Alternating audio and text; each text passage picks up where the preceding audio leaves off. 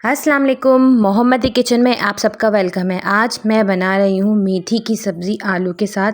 ये बहुत मज़े की बनती है और सर्दियों की ये सौगात है। मैं बिना टमाटर और बिना प्याज के आपको ये मेथी की सब्ज़ी बनाना सिखा रही हूँ। ये बहुत ही लज़ीज़ और खुशबूदार बनती है और बहुत आसान तरीके से झटपट तैयार हो जाती है। चलिए रेसिपी स्टार्ट करते हैं। सबसे पहले मैंने इसमें ऑयल लिया है। ऑयल तकरीबन मैंने इसमें 2 बड़े चम्मच लिए हैं, 2 टेबल स्पून भर भर के लिए हैं। इससे ज़्यादा ज़रूरत नहीं होगी, आप इतना ही इसमें तेल डालिएगा और इसमें चंद मसाले डलेंगे। मैंने लहसुन की जवें लिए हैं 4, उसको स्लाइस कर लिया है, 1 चम्मच ज़ीरा लिया है और कुछ मैंने साबुत मिर्चें ली हैं लाल, 3 से 4, इससे ज़्यादा नहीं ली। आप चाहें तो ज़्यादा कर सकते हैं, अगर आपको ज़्यादा पसंद हो स्पाइसी तो आप ज़्यादा कर सकते हैं। बस इसमें यही मसाले डलेंगे और नमक डलेगा बस, और कुछ नहीं। साथ ही मैंने आलू काट लिए हैं। देखिए आलू मैंने बाइट साइज़ काटे, छोटे-छोटे टुकड़े काटे, बड़े टुकड़े नहीं काटे। ये बहुत मज़े के लगते हैं, यकीन मानिए हर कटिंग का फ्लेवर अलग होता है। अगर आप बड़े आलू काटेंगे उसका जायका अलग है, छोटे आलू काटेंगे जायका अलग है। और इस तरह जो मैंने छोटे आलू काटे हैं ना, ये सब्ज़ी में बहुत खूबसूरत लगते हैं। ये आलू मेथी की सब्ज़ी बहुत मज़े की बनती है, इसमें बहुत जायका होता है, इसमें प्याज और टमाटर की ज़रूरत नहीं होती। ये अपने ही फ्लेवर में बनती है, इसका जायका ही डिफरेंट होता है और रोटी के साथ तो ये बहुत मज़े की लगती है। आप इसे पराठे के साथ भी खा सकते हैं। मैंने इसमें नमक डाला है, नमक मैंने इस वक्त कम डाला है, मैंने ज़्यादा नहीं डाला, आधा चम्मच से थोड़ा ज़्यादा डाला है। हाथ हल्का रख के डाला है कि अगर मुझे ज़रूरत पड़ेगी तो मैं आगे नमक और डाल दूँगी। मैं आधा किलो मेथी बना रही हूँ। आधा किलो मेथी के अंदर मैंने दो आलू लिए हैं बड़े साइज़ के। अगर आपके पास आलू छोटे हों तो आप 3 से 4 ले सकते हैं। आप डिवाइड कर लीजिएगा, अपने हिसाब से बना लीजिएगा। आधा किलो मेथी में इतने आलू बेस्ट होते हैं। हमें आलू को फ्राई करना है और उसे हल्का सा गोल्डन कलर देना है। जब तक मेरे आलू फ्राई हो रहे हैं मैं आपसे रिक्वेस्ट करती हूँ कि प्लीज़ मेरे चैनल को सब्सक्राइब कीजिए। मुझे सपोर्ट की बहुत ज़्यादा ज़रूरत है। मेरी वीडियोज़ को लाइक कीजिए और शेयर कीजिए। Thank you so much. मैंने आलूओं को ढक दिया था तकरीबन 5 मिनट के लिए। 5 मिनट में ये अच्छे से पक गए।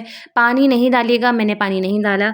ये अपने ही स्टीम में पक जाएंगे और इनमें अच्छा सा कलर भी आ जाएगा, क्योंकि इसमें मैंने ऑलरेडी ऑयल डाला है तो उसकी वजह से इसमें कलर भी आ जाएगा। देखें कितने खूबसूरत से आलू लग रहे हैं। मैं अभी आपको उठा के दिखाती हूँ। देखें इस तरह कलर आ गया है, गोल्डन सा प्यारा सा कलर आ गया है। बस हमें इतना ही कलर चाहिए। बस हम इसको अच्छे से भूनेंगे ताकि अच्छा सा कलर आ जाए। देखिए परफेक्टली कलर आ गया है। मैंने मेथी तोड़ के रख ली थी। मैंने इसमें आधा किलो मेथी ली है। आप मेथी को कम से कम 4 से 5 पानी से अच्छे से धोइएगा, खुले पानी से धोइएगा, क्योंकि मेथी के अंदर मिट्टी बहुत ज़्यादा होती है।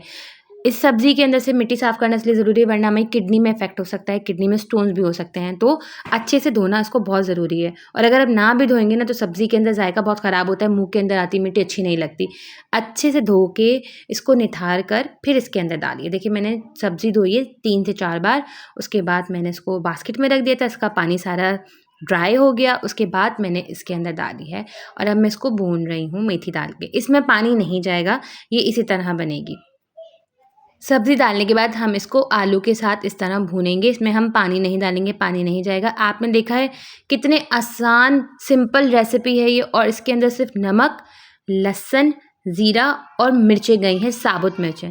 अगर आपको बहुत स्पाइसी पसंद है तो आप इसमें कुटी हुई मिर्च डाल सकते हैं, लेकिन ये जो मैंने मिर्चें डाली हैं ये जब हम खाने के साथ खाएंगे ना तो हम इसको तोड़ के निवाले से ले लेंगे, तो इसका जायका पूरी सब्ज़ी के अंदर आ जाएगा।